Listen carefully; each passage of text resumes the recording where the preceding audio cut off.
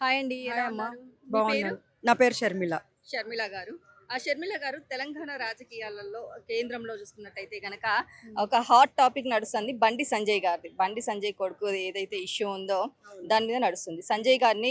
బండి సంజయ్ గారిని కేంద్రం నుంచి తొలగించాలి. ఆ స్థానంలో ఈటెల గారు వచ్చే ఛాన్స్ కనిపిస్తున్నాయి అనేసి అని అంటున్నారు. నిజంగానే బండి సంజయ్ గారిని తొలగించారంటారా? అందరికీ తెలిసిన న్యూసే అమ్మ. ఎంత పొలిటికల్‌లో ఉన్నా గానీ ఇప్పుడు ఆయన ఎంత పెద్ద హై పొజిషన్‌లో ఉన్నారు. అలాంటప్పుడు ఆయన పరువు తీయడం అవసరమా? తప్పు కాదు. ఇట్లా ఉంటే ఉండనివ్వండి కానీ, ఇట్లా ఆడపిల్లల్ని ఇట్లా చేసి, అది కూడా మైనర్ అని చెప్తున్నారు. ఆ అమ్మాయిని చాలా చేసి టార్చర్ పెట్టి ఇట్లా చేయడము, చాలా టార్చర్ పెట్టాడని చెప్పేసి కూడా చెప్తున్నారు. కానీ ఆయన వల్ల పరువు పోతే ఇప్పుడు ఎవరికి నష్టము? బీజేపీ పార్టీకి ఎంత చెడ్డ పేరు. ఇప్పుడు నరేంద్ర మోడీ గారు అంటే ఆయన రాష్ట్రానికే ప్రధానమంత్రి ఆయన. అలాంటప్పుడు ఆయన దగ్గర ఉన్న పేరు మొత్తము ఒక కొడుకు వల్ల ఇంత పదవిలో ఉన్న పేరు మొత్తం బూడిదల పోసిన పన్నీర్ అన్నట్టు అయిపోయింది ఆయన లైఫ్ మొత్తము.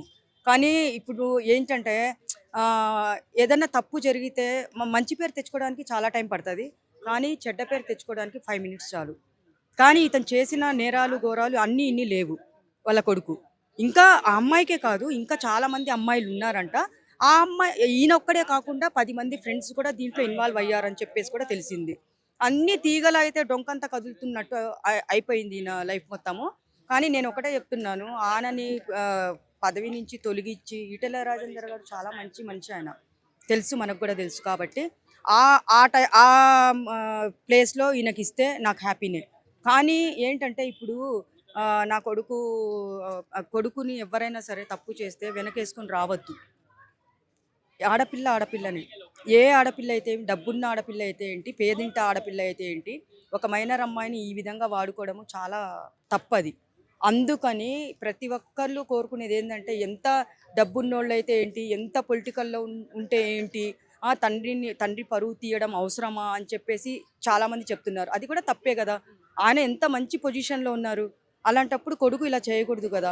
అందుకని మేమేం చెప్తున్నామంటే తప్పు చేసిన వాళ్ళని ఎవ్వరైనా సరే డిపార్ట్మెంట్ కానీ, చట్టము ఎవరికి చుట్టాలు కాదమ్మా. శిక్ష అనేది సీఎం అయినా, పీఎం అయినా చట్టం అందరికీ ఒకటే. అలాంటిది వీళ్ళని ఇప్పుడు వీళ్ళు కాపాడుకుంటూ పోతుంటే, ఇప్పుడు డబ్బున్నోళ్ళు కాపాడుకుంటూ ప్రతి ఒక్కళ్ళని సపోర్ట్ చేసుకుంటూ పోతుంటే, ఆడపిల్లల జీవితాలు ఎక్కడ నిలబెడుతున్నాయి చూడండి మీరే. ఒకడు తప్పు చేశాడంటే, మనం కూడా చేద్దాంరా, వాడిని వదిలేశారు, మనకు డబ్బుందని చెప్పేసి పొగరు, అహంకారం చూపిస్తున్నారు చూసారా? అక్కడే దెబ్బతింటున్నారు వాళ్ళు. అక్కడే లైఫ్ నాశనం చేసుకుంటున్నారు. ఇటు ఈ ఫ్యామిలీ బాధపడుతున్నారు, ఇటు ఈ ఫ్యామిలీ మొత్తం రోడ్డు పాలు అయిపోతున్నారు. ప్రపంచం మొత్తము పాకిందిది. అది తప్పు కదా అలా చేయడము.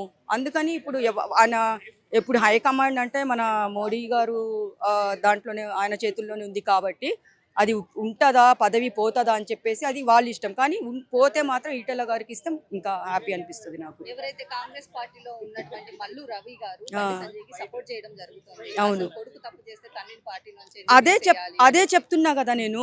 ఒకళ్ళకొకళ్ళు వీళ్ళు సపోర్ట్ చేసుకుంటే వాళ్ళకి ఏంటంటే, ఇప్పుడు చెప్తున్నా కదా, పైసామే పరమాత్మ, డబ్బున్న వాళ్ళకి అహంకారం ఎక్కువ. ఆ అహంకారం ఎన్ని రోజులు ఉంటుందో తెలుసా? దేవుడు అనేవాడు లేటుగా చూపించిన అనేది కర్మ అనేది ఒకటి ఉంటుంది. అది వెంటనే చూపిస్తుంది. ఇప్పుడు చూపించిందా? ఎన్నో రోజులు దాక్కోలేదు కదా. నువ్వేదో ఎంజాయ్ చేసావు, ఆడపిల్లల్ని తీసుకుపోయి ఫామ్ హౌస్లో బాగా అందరినీ తీసుకుపోయి నువ్వు ఎంజాయ్ చేసావు. ఆ అమ్మాయి లైఫే కాదు, ఇంకా చాలా మంది లైఫ్తో ఆడుకున్నావు. మరి ఎన్ని రోజులు దాక్కున్నావు నువ్వు? అందుకే కర్మ అనేది చాలా ఈ కాలంలో మాత్రము వెంటనే ఆ కర్మ అనేది వెంటాడుతుంటుంది. అది వెంటాడినంతసేపు మీ ప్రాణాలకి రిస్క్, అటు అమ్మాయి ప్రాణాలకి రిస్క్, మీ ప్రాణాలకి రిస్క్. అందుకని ఒకళ్ళకి ఒకళ్ళు సపోర్ట్ చేస్తే ఎట్లుంటుందంటే, అదేదో చెప్తారు కదా, ఒక సామెత ఉందిలే, అట్లుంది వీళ్ళ కథ. అది అంటే ఇప్పుడు తను భగీరథ్ వచ్చి పోలీస్ స్టేషన్ లో లొంగిపోయాడు.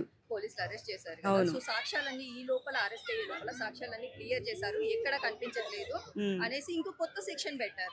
కొత్త సెక్షన్ కేసు పెట్టారు.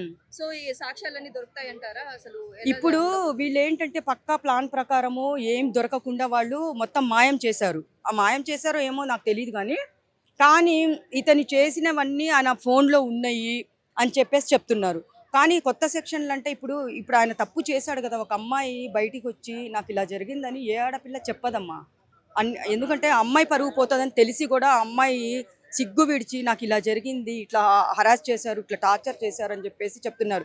కొంతమంది ఏమన్నారంటే ఆ అమ్మాయి మైనర్ కాదు మేజరు, 2000 ఏదో డేట్లు 3 డేట్లు చెప్పారు వాళ్ళు.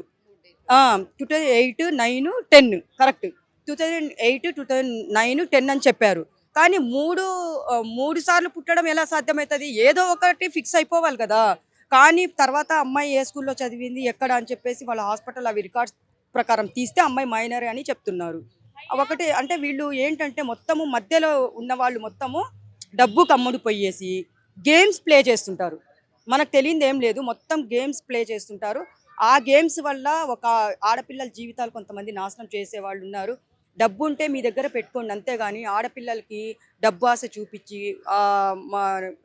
జీవితాలు నాశనం చేసి ఇలా మీ బతుకులు నాశనం చేసుకొని ఇటు వీళ్ళ బతుకులు నాశనం చేస్తే ఇటు 2 కుటుంబాల పరువు పోదా చెప్పండి. ఇప్పుడు ఎంత హాట్ టాపిక్ అయిపోయింది అది. బండి సంజయ్ గారు అంటే అబ్బా బీజేపీ పార్టీలో అని చెప్పేసి చాలామంది అనుకున్నారు. ఇప్పుడు ఆ కొడుకే అంత మర్యాద తీసినప్పుడు ఆయన ఎంత తలదించుకోవాలి. కానీ తప్పు చేస్తే మాత్రం నా కొడుకు తప్పు చేస్తే మాత్రం నేను కూడా సపోర్ట్ చేయను అన్నారు. 100% బండి సంజయ్ గారికి నేను ఒకటే చెప్తున్నాను, మీ కొడుకు తప్పు చేశాడు 100%. మీరు మీ కొడుకు చేశాడు కాబట్టి మీరు సపోర్ట్ చేయకండి. మీరు న్యాయంగా ఆ అమ్మాయికి న్యాయం చేసే విధంగా మీరు అమ్మాయికి సపోర్ట్ చేసి మీకు చాలా మంచి పేరు వస్తుంది. నేనైతే అదే చెప్పగలను. కొంతమంది ఏమంటున్నారంటే ఇన్ని రోజులు దాచిపెట్టి కావాలనే కొడుకుని తీసుకొచ్చి అప్పచెప్పడం జరిగింది, ఒక దగ్గరికి పిలిపించి పోలీసులకు అప్పచెప్పడం జరిగింది అనేసి అంటున్నారు. మరి ఇన్ని రోజులు ఎందుకు దాచిపెట్టాల్సి వచ్చింది? ఎందుకు సాక్ష్యాలు మాయం చేయడానికి దాచిపెట్టాల్సి వచ్చింది? 100% ఎందుకంటే ఇప్పుడు కొడుకు లేడు, పరారీలో ఉన్నాడు, ఇప్పుడు ఇన్ని టీమ్స్ దిగాయి పట్టుకోవడానికి అని చెప్పేది అదే ఫేక్. కానీ ఇవన్నీ మాయం చేయడానికి కొంచెం టైం పడుతుంది. అందుకని వీళ్ళు 8 రోజులు 9 రోజులు టైం తీసుకొని ఇప్పుడు నేను అప్పచెప్పానని చెప్పేసి ఇది ఒక డ్రామా ఆడుతున్నారు. అన్ని డ్రామాలే. వీళ్ళ డ్రామాలు ఎట్లుంటాయంటే మామూలు సినిమా కంటే వీళ్ళు హైలైట్ చేసేస్తారమ్మా. నిజంగా ఒక అమ్మాయి జీవితం నాశనం చేయడం తప్పు.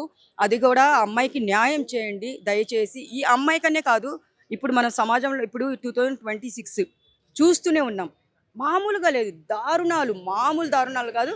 అన్ని అమ్మాయిల మీదనే కేసులు, మళ్ళీ మర్డర్లు అవన్నీ జరుగుతున్నాయి. కానీ ఇప్పుడు కూడా ఈరోజు కూడా నేను ఇన్స్టాలో మా పాప చూపించింది. పాపము ఒక ఎఫ్ఐఆర్ పెట్టుకొని చిన్న 6 సంవత్సరాల అమ్మాయిని సంపులో వేసి చంపేసిందంట. అది ఎంత దారుణము. ఏం కొంచెం సేపు సుఖానికే అమ్మాయి అడ్డొచ్చేసిందా? కడుపులో పుట్టలేదా? ఎవరు అడుగుతారు? సమాజం ఎక్కడికి పోతుంది? బ్రహ్మం గారు చెప్పినట్టు నిజమమ్మ, నేను ప్రతి వీడియోలో చెప్తున్నాను. బ్రహ్మం గారు చెప్పినట్టు ఒక్కటే 2020 నుంచి ప్రపంచము చేంజ్ అయిపోతుంది. ఆయన ఏం రాశారో యాజ్ ఇట్ ఈజ్ అదే జరుగుతుంది. దీన్ని ఎవ్వరూ మార్చలేరు. మొత్తం ఆయన ఫస్టే రాసి పెట్టేశారు. అంత బ్రహ్మదేవుడు బ్రహ్మం గారి చేతిలో ఉంది కాబట్టి మనం అన్నీ అలాగే జరుగుతున్నాయి. కానీ చాలా చాలా చాలా మొత్తం దారుణాలే జరుగుతున్నాయి. కానీ ఇతను మీరు చెప్పినట్టు పార్టీ నుంచి తొలగించి ఈటెల గారికి ఇస్తే నేను హ్యాపీగా ఫీల్ అవుతాను. ఎందుకంటే ఆయన చాలా మంచి మనిషి. నేను చాలా ట్రై చేశాను కేసీఆర్ని ఆయనను కలవాలని, కానీ కాలేదు. అది